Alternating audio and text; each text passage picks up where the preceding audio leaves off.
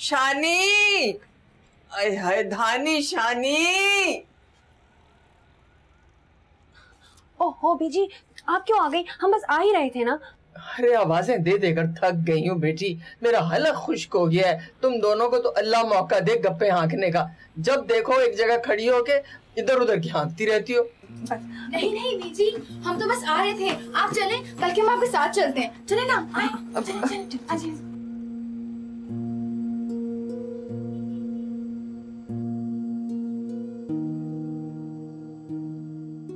हाँ, कुछ पता चला?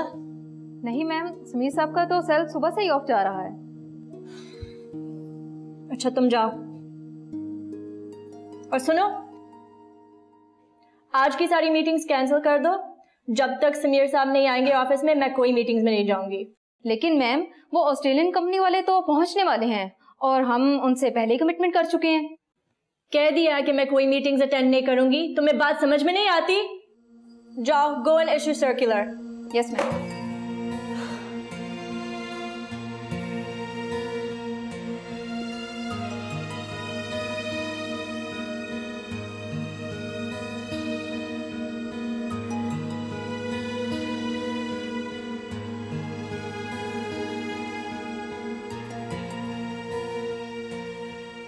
क्या हुआ? वो गया कि नहीं? नहीं, वही डेरा डाले बैठा है। मुझे नहीं लगता वो तुमसे मिले बगैर जाएगा। ये भी तो एक नंबर का ढीठ। क्या मुसीबत है। अब्बा और राजा गए हैं? घर पे ही हैं, कुछ देर में जाएंगे। इसका कुछ पता भी तो नहीं, क्या पता थोड़ी देर में छत पे ही आ जाए। मैं तो कहती हूँ उस मुसीबत से जान छुड़ाओ। उसका फोन भी तो वापस करना है ना तुम्हें। बस आखिरी दफा मिलो और ये किस्सा हमेशा के लिए खत्म करो। आप ही, अगर किसी ने देख लिया तो? आप ही, ये तुम कह रही हो? आज तो तुम्हारी डायलॉग मैं और मेरी बातें तुम कर रही हो। हाँ, इसके पागलपन से मुझे डर लगने लगा है। शायद रिश्ते हमें बुज़दिल बना देते हैं।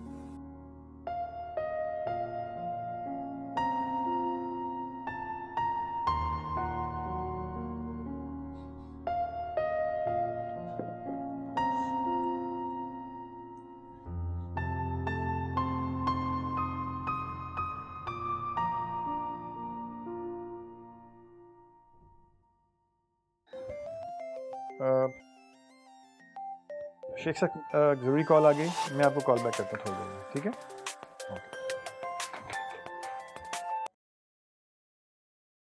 जी बेटा, हाउ आर यू?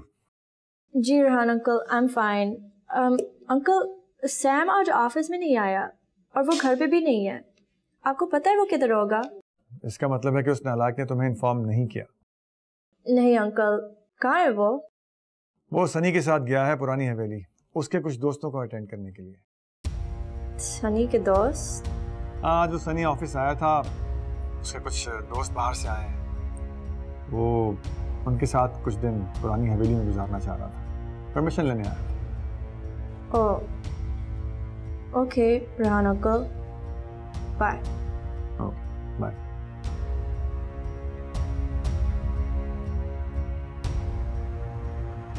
पुरानी हवेली?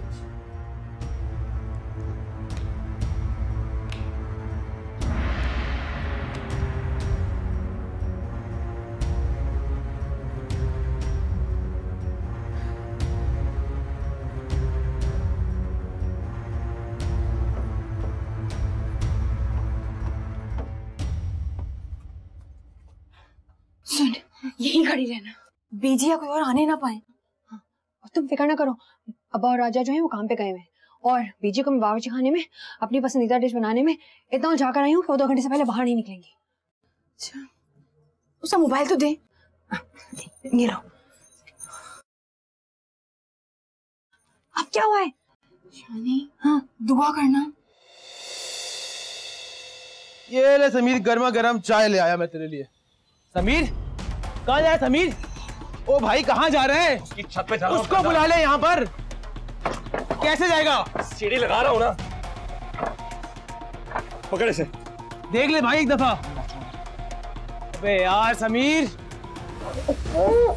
अब जाओ भी, और देर ना करना। जाओ ना।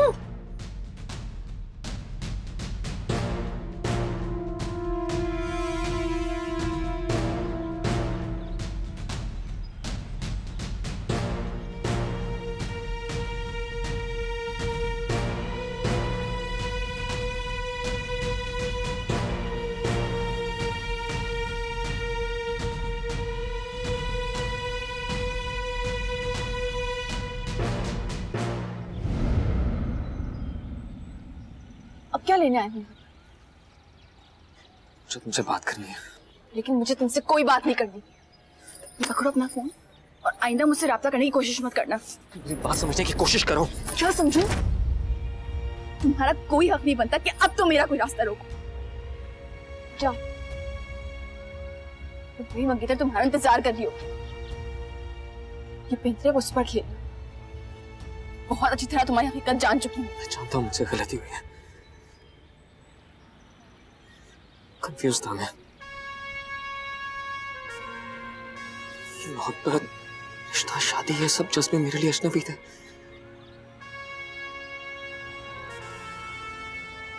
लेकिन जिस दिन तुम्हें किसी और का होते देखा, उस दिन जाने क्या कुछ बदल गया मेरे अंदर।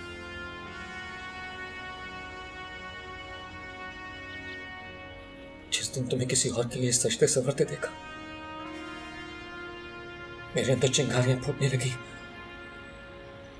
जिंदगी में पहली बार जेलस फील किया मैंने। मैं तुम्हें खोना नहीं चाहता था। नहीं, मेरी बात समझने की कोशिश करो। क्या समझने की कोशिश करूं?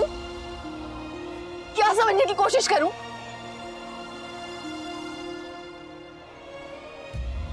मेरा नाम किसी और के नाम के साथ जुड़ने जा रहा है। पूरे शहर में मेरे रिश्ते की मिठाई बांट दी गई है। उसके नाम के कंगन मेरे हाथ पे पहनाए जा रहे हैं। तब तो मैं एहसास हो रहा है मुझे किसी और का होते हुए नहीं देख सकते। तुम अमीर ज़्यादा समझते क्या हो अपने आप को? जब जहाँ किसी को ठुकरा दिया, जब जहाँ जबरदस्ती अपना लिया। मेरी बात कान खोलकर सुन लो। तो मिस्टर समीर रेहान अली उर्फ सैम, मुझे तुम में अब कोई दिलचस्पी नहीं है। हटो मेरे रास्ते से। मेरी बात समझ क्यों नहीं रही हो? मैं तुम्हें कैसे समझाऊं? Sameer, What the hell is going on? ये क्या हो रहा है सब? माया, माया ऐसा कुछ नहीं है यहाँ पर। अच्छा, अब मुझे समझ में आया कि यहाँ ये सब कुछ चल रहा है। ऐसा कुछ नहीं है जैसा तुम समझ रही हो। वैसे मुझे पता नहीं था कि तुम्हारा स्टैंडर्ड इतना गिर चुका है कि तुम सारी दुनिया को छोड़कर इन अंदरूनी शहर की पेंडू लड़के के साथ फ्लर्ट करने लगे हो। Wow, I feel really bad for you, Sam. Maya, behave yourself. क्या? You're caught red-handed. और तुम मुझे कह रहे हो कि मैं बिहेव करूं? How dare you, Sameer? और डिफेंस की छिपकली, मेरे बारे में कुछ भी कहने से पहले 1000 मर्तबा सोचना।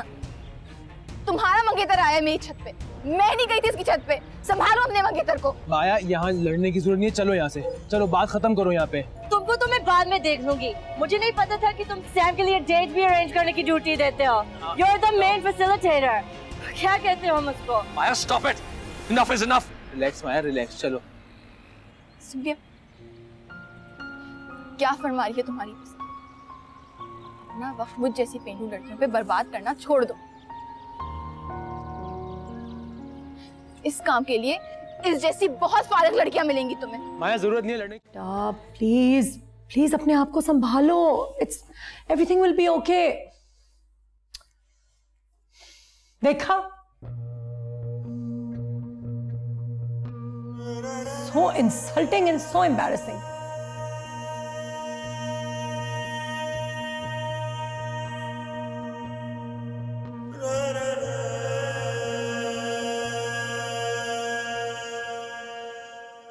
अभी ये क्या गजब कर दिया तुमने? अब वो अमेरिकन सुंडी जाकर जरूर अपने खानदान को ये सब बता देगी। तुम्हें क्या करती? चुपचाप खड़ी उसकी बकवास सुनती रहती? क्या उल्टे सीधे इल्जामात लगा रही थी मुझ पे? आ गया गुस्सा मुझे। एक तो ये जो गुस्सा हर वक्त तुम्हारी नाक पर धरा रहता है ना आपी, बात सिर्फ उसकी मंगेतर की ही नहीं है ना। अगर उसने जाके समीर के घर पर शिकायत लगा दी और उसके बाप ने अब्बा को कुछ कह दिया तो उनकी मजाल मेरे अब्बा को कुछ कहे, उनकी तो आपी, यहाँ कोई दंगल नहीं होने जा रहा। तुम आराम से बैठो और मुझे सोचने दो। मामला इतना सीधा नहीं है जितना जितना तुम समझ रही हो।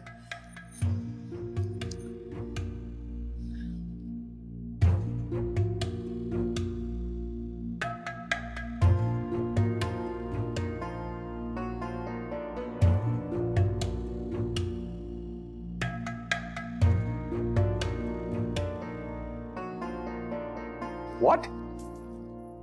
क्या कह रही हो तुम? समीर का दिमाग तो नहीं खराब हो गया? भाई दिमाग ही तो खराब हो गया है, इसीलिए तो उसने उस 2 टके की लड़की के पीछे माया जैसी लड़की की इंसल्ट की है। लेकिन समीर को उस मामूली लड़की में क्या इंटरेस्ट हो सकता है? खैर, मैं घर आके बात करता हूं उससे। देखें, ये सब कुछ शेख कलीम की बेटी का किया धरा है, उसी ने मेरे बेटे पे डोरे डाले हैं। ये मिडिल क्लास लड़कियां बहुत तेज होती हैं। मेरा बेटा तो मासूम है, ही इज इनोसेंट।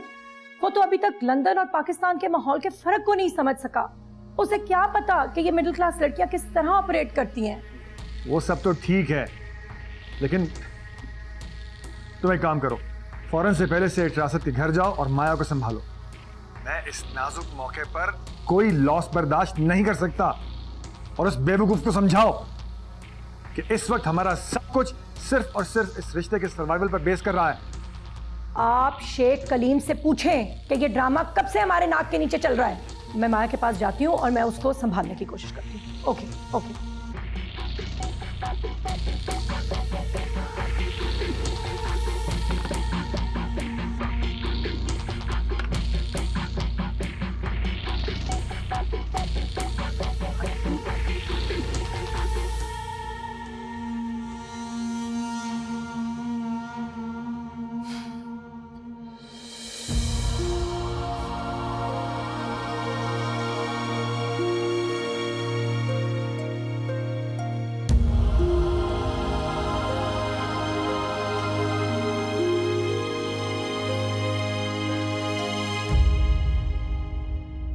तुम्हें पता है मैं ऐसी पार्टी अवॉइड करती हूँ। माया, माया, माया, माया क्या हुआ? माया बेटा क्यों रो रही हो? माया कुछ बताओ तो सही। रुको तो सही माया। मुझे कोई ना डिस्टर्ब करे, मुझे किसी से बात नहीं करनी। माया, माया, माया, माया दरवाजा खोलो। माया तुम ठीक नहीं लग रही, दरवाजा खोलो। माया, अगर तुम्हारी मेहनत और वफादारी का ख्याल ना होता तो ये सब कहने से पहले ही फरागतनामा लिखकर तुम्हें थमा चुका होता। ये क्या कह रहे हैं आप? जरूर आपको कोई गलतफहमी हुई होगी। मेरी बेटी बहुत मासूम है और मुझे अपने खून पर भरोसा है। तो तुम्हारे कहने का मतलब यह है कि मेरा खून काबिल एतबार नहीं है? शेख कलीमुद्दीन, ये मत भूलो कि यही खून और पसीना है जिसकी कमाई पर बरसों से पल रहे हो तुम सब। माफ कीजिएगा सेठ साहब, इस खून पसीने की कमाई में कुछ ना कुछ हिस्सा मेरा भी होगा। बड़े साहब से लेकर आज तक 40 बरस हो गए हैं मुझे इस घराने की खिदमत करते हुए, और आपने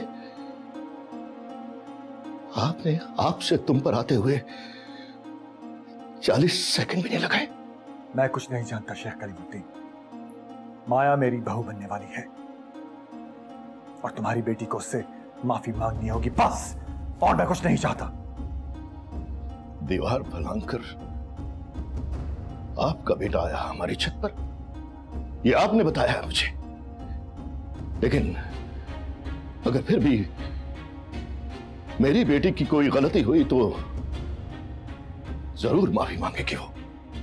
हाँ, मैं जानता हूं, लेकिन अगर मेरा बेटा बगैर इजाजत तुम्हारे घर की छत फलांग ही चुका था तो तुम्हारी बेटी को वहां खड़े रहने की क्या जरूरत थी? वो तो पलट कर वापस जा सकती थी। उससे क्या जरूरत थी समीर के साथ राज और न्याज करने की? सेठ साहब, बस।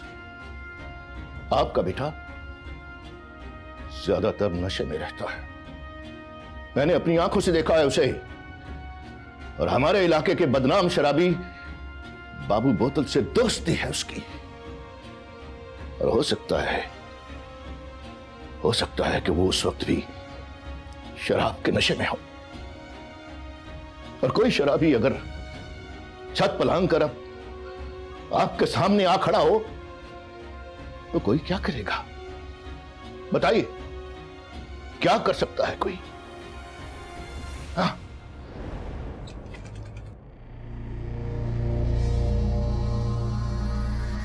समीर, आज तुम्हारी वजह से एक मुलाजिम से इतनी बातें सुनने को मिली है मुझे। This is unbearable. आप खुद गए थे उससे मिलने? जी भाभी, मैं खुद गया था, वो बिल्कुल बेकसूर है। आप इस बात का अंजाम जानते हो? उस लड़की का बाप हमारी कंपनी में बरसों पुराना मुलाजिम है। ये खबर इस घर पे बिजली बन के गिरेगी। मगर क्यों? जब सारा इल्जाम मैं खुद अपने सर लेने को तैयार हूं, तो फिर सब लोग उस लड़की को, उसकी फैमिली को बुरा भला क्यों कह रहे हैं? मैं आपको पहले भी 1000 बार समझा चुकी हूँ कि यहाँ हर इल्जाम औरत पर आता है। मर्द को तो पहले ही मासूम और बेगुनाह होने का सर्टिफिकेट हम दे चुके होते हैं। लेकिन मैं ऐसा नहीं होने दूंगा। वो बेगुनाह है, मासूम है वो। आप ये सब उस लड़की के लिए क्यों कर रहे हो? ऐसी क्या खास बात है उस लड़की में? बहुत खास बात है उसमें,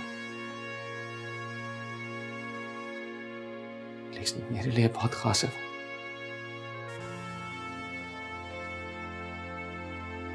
और अफसोस ये है कि खुद मुझे बात पता चलने में बहुत देर हो गई है शायद।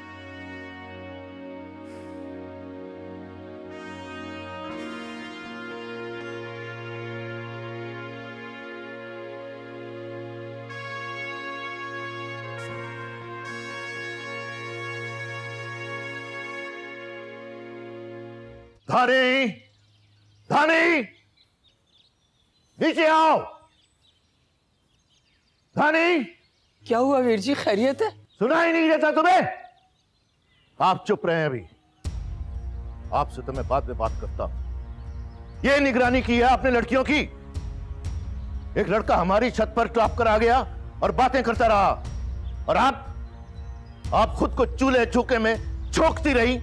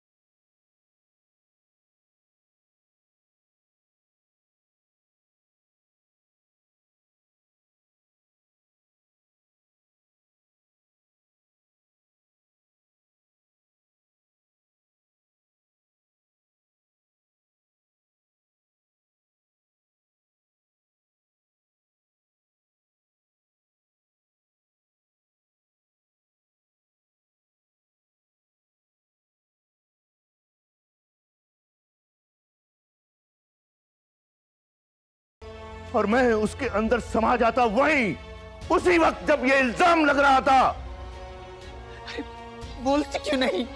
क्या कह रहे हैं तेरे अब्बा? अरे वो लड़का हमारी छत पर आ गया और तुम दोनों ने मुझे बताया तक नहीं। उम्र भर के लिए रुसवा करवा दिया ना मुझे मेरे भाई की नजरों। वो जबरदस्ती आया था हमारी छत पे बीच। मुझे उसी वक्त क्यों नहीं बताया? मैं हड्डी पसली तोड़ देती उसकी आकर। मैं बात आगे नहीं बढ़ाना चाहती थी बीजी, वो उससे कोई गलतफहमी हो गई थी। मैं उसकी गलतफहमी दूर करने गई थी और उसकी मंगेतर ने हमें बात करते हुए देख लिया। एक बात तुम दोनों गौर से सुन लो मेरी। एक बाप के लिए इससे बड़ी जिल्लत और इससे बड़ी मौत नहीं हो सकती जब उसकी बेटी पर इल्जाम लग जाए तब।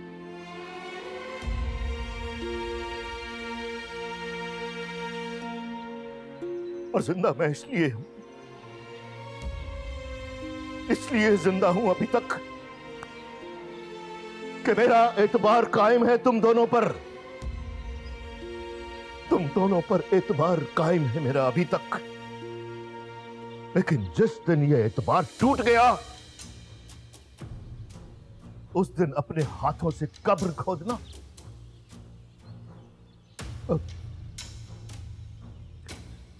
दफन कर देना उसमें।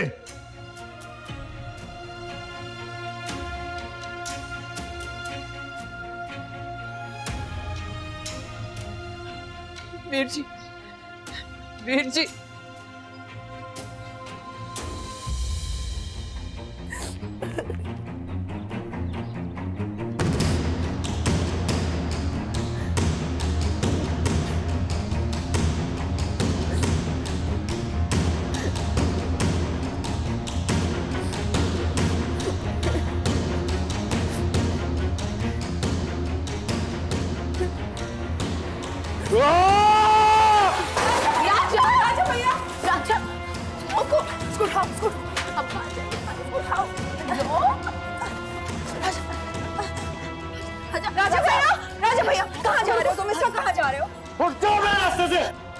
इस घर में इतना कुछ हो चुका और तुम लोगों ने मुझे बताने की जरूरत लग रही थी। पागल हो गए हो क्या? अल्लाह का वास्ता ऐसा कहीं ना जाओ, मैं पहले ही बहुत परेशान है। उस परेशानी की वजह को तो खत्म करने जा रहा हूँ मैं। आज तो इस बर्गर को मैं खत्म करके जाऊंगा। राजा रुक जाओ। क्या हो गया राजा? खुदा के वास्ते कोई ऐसी हरकत मत करना कि अब्बा का शक यकीन न बदल जाए। खुदा के वास्ते मत जाओ। खुद को मार लूंगी मैं। हाँ।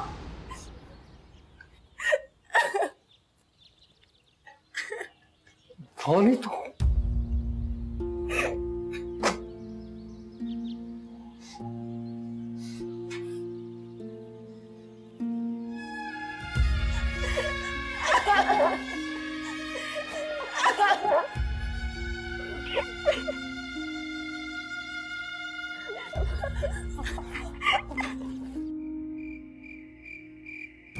तुम्हें अंदाजा है कि तुम्हारी इस अहमकाना हरकत की वजह से हमें कितनी एम्बैरेसमेंट का सामना करना पड़ा है?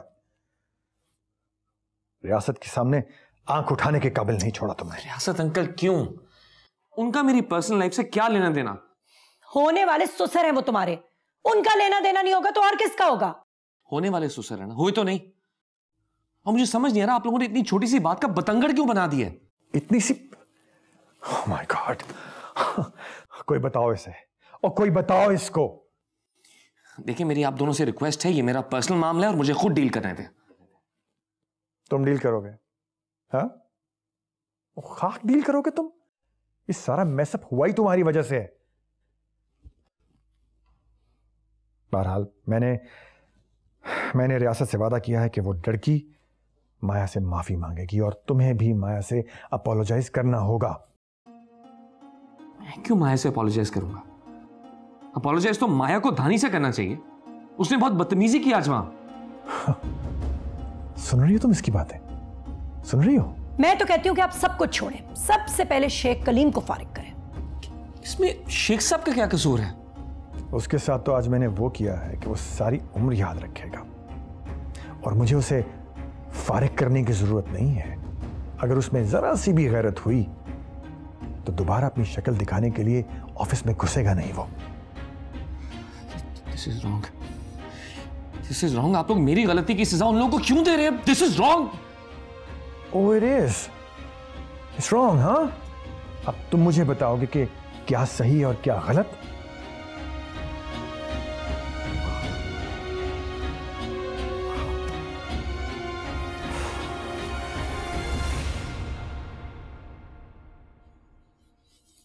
Unbelievable. Unbelievable. माया, माया चुप हो जाओ। सुबह से तुमने रो रो कर अपना क्या हुलिया बना लिया है? आपने नहीं देखा? सैम ने मुझे एक बार फोन करके मेरा हाल नहीं पूछा। उससे जरा भी ख्याल नहीं है मेरा। उसके लिए मैंने क्या नहीं किया है। You don't worry बेटा, समीर तुमसे माफी भी मांगेगा और अपनी गलती का इजाला भी करेगा। सेठ रेहान और तनवीर आए थे मेरे ऑफिस में, बहुत शर्मिंदा है समीर की इस हरकत पर। तो मुझे क्या लेना देना उन सबकी शर्मिंदगी से डैड, जब मेरा अपना ही मेरा ना हुआ। माया, तुम इस मामले को कुछ ज्यादा ही सीरियस ले रही हो। समीर की जिंदगी में उस जैसी लड़की की अहमियत क्या हो सकती है? कोई ना कोई बात जरूर है जिसका हम सबको इल्म नहीं। हमें कोई फैसला जल्दी नहीं लेना चाहिए। इस मामले का भी जल्द पता चल जाएगा कि असल बात क्या है। You just calm down and let me handle this matter.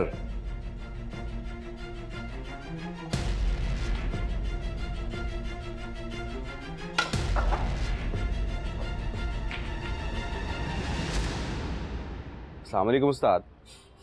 खैर तो है, सुबह सुबह ही बुला लिया दुकान पे।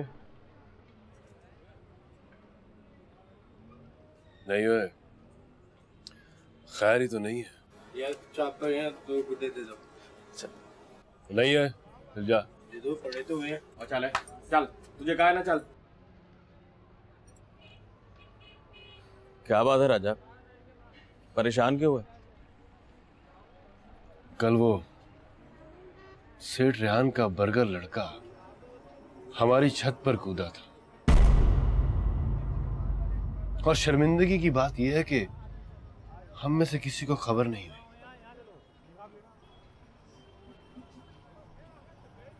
दानी भी थी वहां पर उस वक्त छत पे। ये क्या कह रहे राजा? उसकी ये मजाल।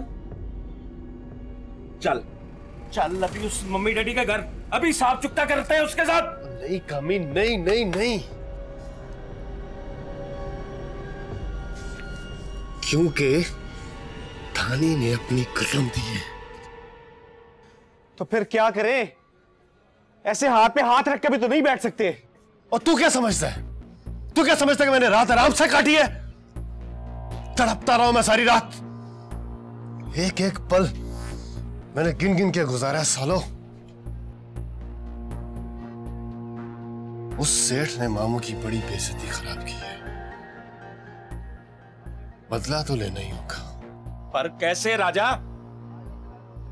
आज के बाद से उस बड़ी हवेली पर नजर रखना होगी, और हम में से हर कोई बारी चेंज कर कर वहां पहरा देगा, क्योंकि वो बर्गर इंसान वहां जरूर आएगा, इसलिए कि यही एक उनकी अयाशी का अड्डा है। और जैसे ही वो वहां पे आए तो तुम लोगों ने मुझे खबर कर देनी है। खबरदार जो तुम तीनों में से किसी ने उसे पहले हाथ लगाया तो, क्योंकि वो राजा का कर्जदार है और उससे अपना कर्ज सबसे पहले राजा ही वसूल करेगा। तो फिक्र न कर उस्ताद, अब हम सब मजीद चौकन्ने हो जाएंगे। एक बार उस अमीरजादे को दोबारा इस मोहल्ले की दहलीज तो पार करने दे, फिर देखना। और एक बात का ख्याल रखना कि मामू या धानी शानी में से किसी को खबर नहीं होनी चाहिए। एक बार उसकी हड्डी पसली तोड़ दे तो फिर जो होगा देखा जाएगा। लेकिन उसे इस मोहल्ले या गली में नहीं मारना, कि यहां बात फैल जाएगी। उसे अपने अड्डे पे ले जाना होगा, समझ गए? समझ गया।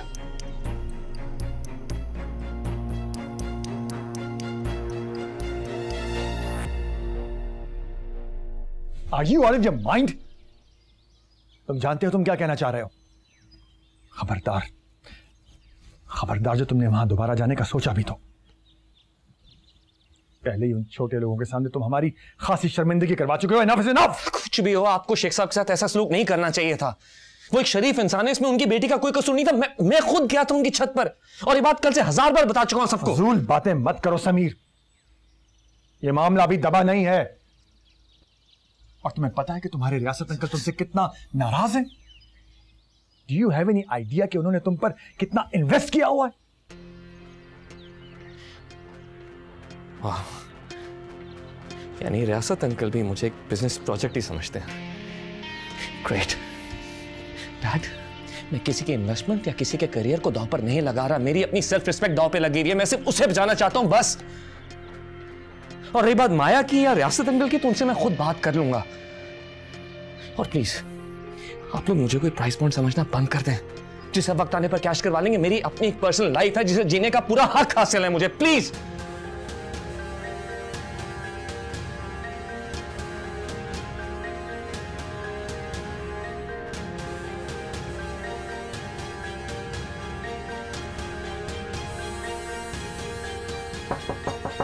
यस।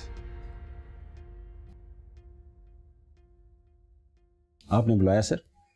शेख कलीम को बुला कर लाओ, और अगर अभी तक वो दफ्तर नहीं पहुंचे तो पैगाम भिजवाएं। सर वो तो हस्बे मौत सुबह ही आ गए थे। ठीक है, आप उन्हें बुलाएं और सारे स्टाफ को भी हॉल में जमा करें। कंपनी की साख का मामला है, उस पर बात करनी है।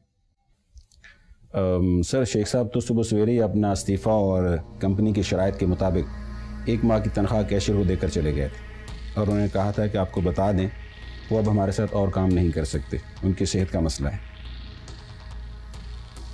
ठीक है, ठीक है, आप जाइए।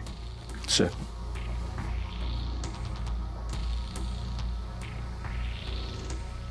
तो सारे पत्ते उल्टे पड़ गए हैं। नहीं डैड, शेख साहब ने इस्तीफ़ा दे दिया, ये सिर्फ हम जानते हैं, रियासत अंकल नहीं। खेल अभी भी हमारे हाथ में है।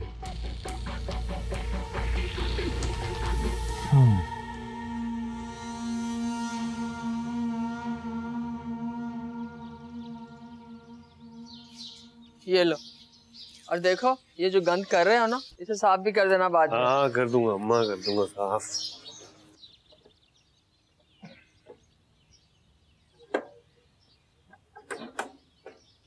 वीर जी, आप इस वक्त जल्दी आ गए। खैर?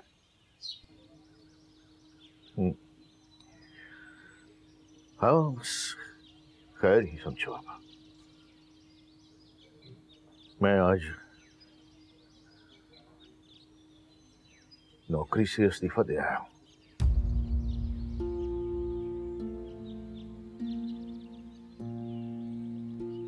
क्या? इस्तीफा दे दिया? उन लोगों ने फिर कुछ कहा है क्या? कहने को अभी कुछ बाकी रह गया था क्या? कल जो कुछ हुआ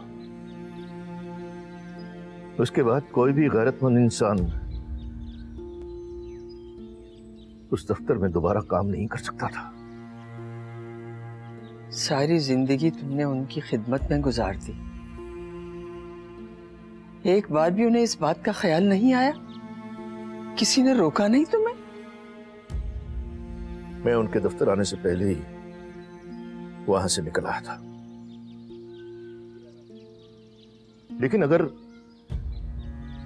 उन्हें मेरी 40 साल की खिदमत का ख्याल होता तो ऐसा घटिया इल्जाम लगाने से पहले 40 बार सोचते।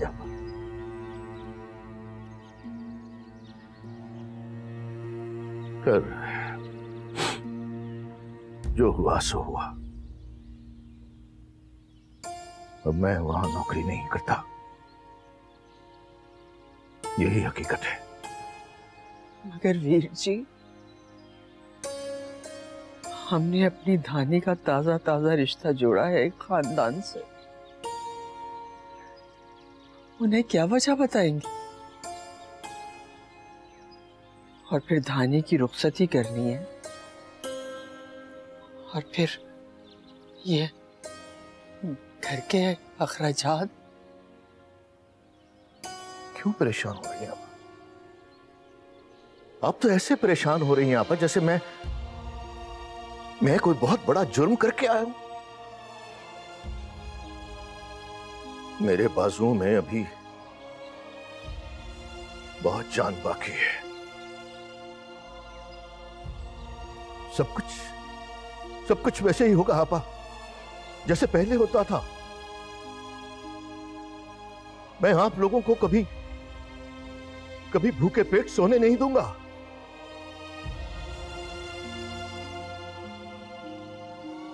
और मैं अपनी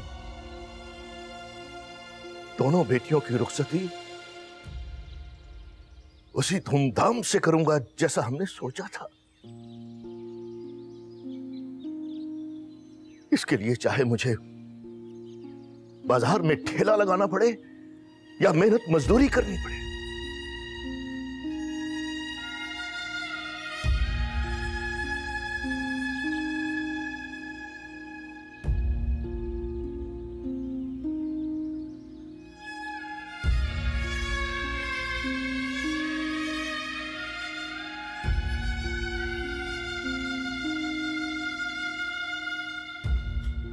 उसकी जरूरत पेश नहीं आएगी मामू। मैं अभी जिंदा हूं और मैं सब घर वालों को बिठा कर खिला सकता हूं। आप सब घर वालों